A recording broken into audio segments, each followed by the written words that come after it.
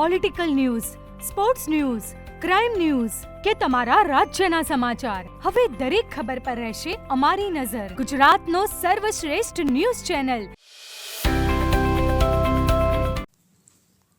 પાટણની કેન્દ્રીય વિદ્યાલયમાં ચકચારી ઘટના સામે આવી છે. શાળામાં ભણતી ધોરણ 8ની સગીર વયની વિદ્યાર્થિનીના હાથ પર તેના જ વર્ગના વિદ્યાર્થીઓએ ઉઝરડા મારી લાઇટરથી ડામ આપ્યા.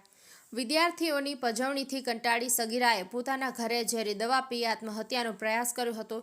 ગંભીર હાલતમાં સગીરાને સારવાર અર્થે ખાનગી હોસ્પિટલમાં લઈ જવામાં આવી હતી. શાળાના સીસીટીવી ફૂટેજ માંગતા આચાર્યએ કમ્પ્યુટરનો પાસવર્ડ નહીં હોવાનું જણાવ્યાનો સગીરના પિતાએ આક્ષેપ કર્યો છે. ભોગ બનનાર વિદ્યાર્થીના પિતા અને સમાજના આગેવાનો પહોંચ્યા તાલુકા પોલીસ મથકે.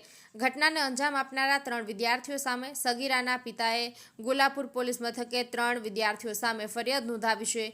ફરિયાદના આધારે પોલીસે તપાસ હાથ ધરી છે.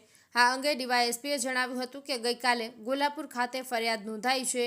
આ કિશોરી અને કિશોર એક જ ક્લાસમાં ભણતા હતા અને એક કિશોર 4 મહિનાથી કિશોરીને હેરાન કરતો હતો, જે અંગે કિશોરીએ પરિવારના સદસ્યોને જાણ કરી હતી. તારીખ 16 સપ્ટેમ્બરના રોજ કેન્દ્રીય વિદ્યાલય ખાતે અભ્યાસ માટે ગઈ હતી. ક્લાસમાં 3 કિશોરોએ ભૂતકાળમાં જે રીતે હેરાન પરેશાન કરતા હતા તે અનુસંધાને કિશોરીને પકડી ડાબા હાથે કટર વડે 5 ચેકા માર્યા હતા અને તેમજ અંગૂઠાના ભાગે લાઇટરથી અંગૂઠાના ભાગને ડામ દીધા હતા. આ બાબતે કિશોરીને લાગી આવતા ઝેરી દવા પી લીધી હતી અને હાલમાં વિદ્યાર્થીની કિશોરીને ખાનગી હોસ્પિટલમાં સારવાર અર્થે ખસેડવામાં આવ્યા છે, જે અંગેની ફરિયાદ તાલુકા પોલીસ મથકે નોંધવામાં આવી છે. કમલેશ પટેલ, પાટણ. સમાજની દીકરી કેન્દ્રીય વિદ્યાલય ચોરમુરાપુરા પાટણ એટલે સરસ્વતીમાં ભણે છે, ધોરણ 8માં ભણે છે. એની 13 વર્ષની ઉંમર છે.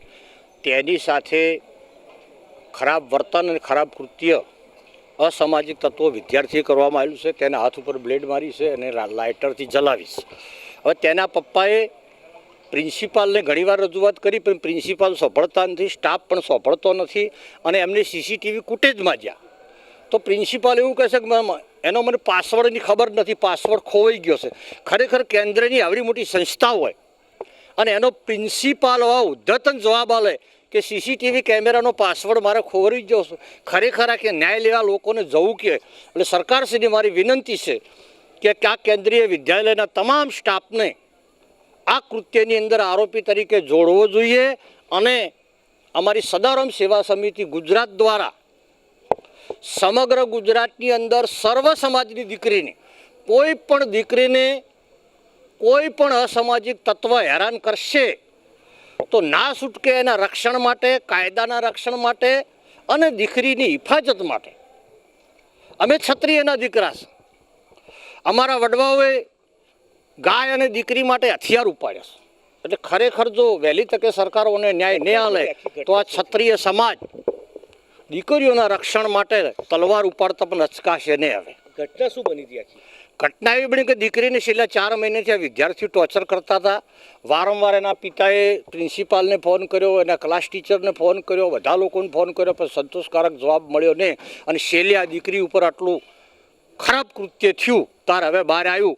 એટલે સમગ્ર ગુજરાતના સર્વ સમાજને હું તો અપીલ કરું છું કે તમારી દીકરી કોઈ પણ વિદ્યાલયમાં ભણતી હોય તો એનું હોજ હમાસા લો, એની દેખરેખ રાખો અને આવા અસામાજિક હડ્ડા જેવી સ્કૂલો હોય, આવા અધમ કૃત્ય કરવાવાળા પ્રિન્સિપાલ હોય, સ્ટાફ હોય, એમને સરકારને વહેલી તકે સજા કરવી જોઈએ. અને પોલીસને પણ વિનંતી કરું છું કે આ ગુનાની અંદર સાથ સહકાર આપનાર તમામ સ્ટાફને આરોપી તરીકે સામેલ કરવો જોઈએ. આ માંગ સિવાય બીજી શું કાર્યક્રમ આપવાના? આની સિવાય બીજો શું કાર્યક્રમ આપવાનો? એટલે ક્યાં રજૂઆત કરવા માંગો છો? તો ન્યાય અમે સરકારને રજૂઆત કરવા માંગો છો, કેન્દ્ર સરકારને રજૂઆત કરવા માંગો છો, આ ડિપાર્ટમેન્ટને લગતા તમામ અધિકારીઓને રજૂઆત કરવા માંગો છો. અને 24 કલાકની અંદર તમામ આરોપીઓને જો એટેક કરવા નહીં આવે, એમની સામે કાર્યવાહી કરવા નહીં આવે તો સમગ્ર ઉત્તર ગુજરાતનો ઠાકોર સમાજ ભેગો કરીને કેન્દ્રીય વિદ્યાલયનો અમે ઘેરાવો કરીશું. બસ જ્યારે મને જાણવા મળ્યું ત્યારે તત્કાલીન અમે ગીતા હોસ્પિટલ પહોંચ્યા અને ગીતા હોસ્પિટલ પહોંચ્યા પછી ત્યાં જાણવા મળ્યું કે દીકરીને 2 છોકરાઓ હોય, કેન્દ્રીય વિદ્યાલયની જે છોકરાઓ છે એ છોકરાઓ 2 બાજુ પકડી અને એને હાથની ઉપર ચેકા કરવામાં આવ્યા. અને ચેકા કર્યા બાદ એ દીકરી એના ક્લાસ ટીચર જે છે એમની જાણ કરી પણ એમને એવું કીધું કે તું તારા પરિવારને પણ કહેતી નહીં ને તારી એલસીને અમે આપી દઈશું. ત્યારે એલસીને આપવાનું ધમકી બેન જ્યારે આપતી હોય એની ક્લાસ ટીચર, ત્યારે દીકરી 3 વાગે સ્કૂલેથી છૂટી અને એના ઘરે જાય છે. ઘરે ગયા પછી એ પોતે પોઈઝન પી અને સૂઈ જાય છે. ત્યારે 6 વાગે ખબર પડે છે એના મમ્મીને, ત્યારે ગીતા હોસ્પિટલમાં દાખલ થાય છે. ત્યારે એ તો ભગવાનનો આભાર માનીએ કે અત્યારે દીકરી બચી ગઈ છે. આ ખૂબ ખરાબ કૃત્ય કર્યું છે. અમારી માગ અત્યારે ગોલાપુર પોલીસ સ્ટેશનની અંદર FIR દાખલ કરી છે અને એનો 24 કલાકની અંદર એને ન્યાય નહીં મળે તો કલેક્ટર કચેરી જઈ કલેક્ટર સાહેબને આવેદનપત્રક આપીશું, CM સાહેબને પણ આવેદનપત્રક આપીશું, DSP સાહેબને પણ આવેદનપત્રક આપીશું. તમામ પ્રકારે જ્યાં જ્યાં શિક્ષણ ક્ષેત્રે જ્યાં જ્યાં છે ત્યાં તે જગ્યાએ અમે આવેદનપત્રક આપીશું. દીકરી સાથે શું થયું? સાહેબ, મારું નામ ઠાકોર મહેશ કુમાર છે, એક્સ આર્મી છું હું. મારી છોકરી કેન્દ્રીય વિદ્યાલયમાં 8 ક્લાસમાં ભણે, ધોરણમાં અભ્યાસ કરે છે.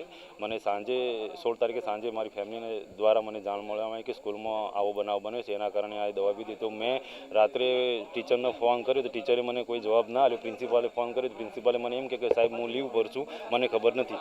તો ક્લાસ ટીચરને ફોન કર્યો. ક્લાસ ટીચર એમ કહેશે કે સાહેબ સ્કૂલના હું ભણાવવાનો ધંધો છે મારો કંઈ સ્કૂલમાં શું બીજા છોકરા પ્રવૃત્તિ કરે મારો કોઈ મતલબ નથી. સ્કૂલના બનાવ બન્યો કે સાહેબ કે મેં મારી પત્ની દ્વારા મને જાણવામાં આવ્યું કે છોકરીને 5 બ્લેડથી 5 ચેકા મારેલા છે અને હાથે લાઇટર વળી જળાયેલ છે. તો મેં બીજા દિવસે સ્કૂલમાં ગયો છું તો એમને મને આવો જવાબ આપ્યો. તો મેં પૂછ્યું છોકરીને, જ્યારે અત્યારે મારી હોશમાં છોકરી આવી તો મેં પૂછ્યું કે છોકરી મને એમ કીધું કે પપ્પા મને 3 છોકરા વડે મને હાથ પકડી, 2 છોકરા હાથ પકડીને ત્રીજા છોકરાએ બ્લેડોને ચેકો માર્યા છે, 5 ચેકા માર્યા છે અને લાઇટર વડે બળાવી છે. એના પછી હું સ્કૂલના મારા લાઇબ્રેરી ટીચર પાસે હું રિક્વેસ્ટ કરવા ગઈ તો લાઇબ્રેરી ટીચરે બી મારી રિક્વેસ્ટ ના સાંભળી. મેં કમ્પ્યુટર ક્લાસ ટીચર પાસે ગઈ હતી તો એને બી મારી ના સાંભળી. હું લાસ્ટમાં ક્લાસ ટીચર પાસે આવી તો મમતાબેન મીના મને એમને ધમકી આપી કે તારે દાખલો કાઢી નાખીશ અને તારા ઘરે મોકલી દઈશ એમ કરીને ધમકી આપી. મને આ વાત મારે પપ્પાને ના જણાવી એમને વાત કીધેલી છે. અને ઘરે એ છોકરી મારી સ્કૂલથી ઘરે આવી અને એમના ત્રાસથી સાહેબ સાથે અમને છોકરીએ 6 વાગે મારી ફેમિલી ટ્યુશન છોકરા મૂકવા ગઈ એ વખતે દરમિયાન એને લાઇઝોલ પી એને આત્મહત્યાની કોશિશ કરી. તો સાહેબ આ સ્કૂલના ટોર્ચરના કારણે તો મારે એવું નિવેદન છે કે સ્કૂલના જેટલા બી સંચાલક છે જેના પર જેને સહારો માગ્યો, જે સહારો ના આપ્યો તો સાહેબ બધા સંચાલકો ઉપર ફરિયાદ કાર્યવાહી થવી જોઈએ. ગઈકાલે પાટણ તાલુકા પોલીસ સ્ટેશન ખાતે એક ગુનો દાખલ થયેલો છે. આ ગુનામાં હકીકત એવી છે કે પાટણની જે કેન્દ્રીય વિદ્યાલય છે એમાં સગીર વયની કિશોરી અભ્યાસ કરે છે અને તેની સાથે તેના જ ક્લાસમેટ બીજા અભ્યાસ કરે છે અને એમાં એક જે બીજો કિશોર છે પુરુષ કે જે આ સગીર વયની કિશોરીને છેલ્લા 4 માસથી હેરાન પરેશાન કરતો હતો અને આ બાબતે કિશોરીએ એના ઘરે પણ વાત કરેલી હતી અને આ બાબતે શાળાનું પણ ધ્યાન દોરેલું હતું. ત્યાર પછી ગઈ તારીખ 16ના રોજ આ કિશોરી છે એ કેન્દ્રીય વિદ્યાલય ખાતે અભ્યાસ અર્થે ગયેલી. ત્યાં તેના ક્લાસમાં ભણતા એક બીજા પુરુષ કિશોરે અને તેના 2 મિત્રોએ આ કિશોરીને ભૂતકાળમાં જેવી રીતે હેરાન પરેશાન કરતા હતા એ જ અનુસંધાને તેને ક્લાસરૂમમાં પકડી અને એક કિશોરે ડાબા હાથે કટર બ્લેડ વડે 5 ચેકા મારેલ અને લાઇટરથી છે તો ડાબા હાથના અંગૂઠા પાસે એની આંગળીઓને બાળી જલાવી અને ઈજા કરેલ. હવે ગુનો દાખલ થયેલ છે. આ ગુનામાં વિશેષ હકીકત એવી છે કે આવું થતાં બાળકીને લાગી આવતા એણે ઝેરી દવા પીધેલી અને હાલમાં બાળકી સારવાર હેઠળ છે અને આની તપાસ પાટણ તાલુકાના પોલીસ ઇન્સ્પેક્ટર શ્રી ચલાવી રહેલ છે અને જે આ બાળ કિશોરો જે છે એમના વિરુદ્ધ કાયદેસરની કાર્યવાહી કરવા માટે હાલમાં તપાસ ચાલી રહેલ છે.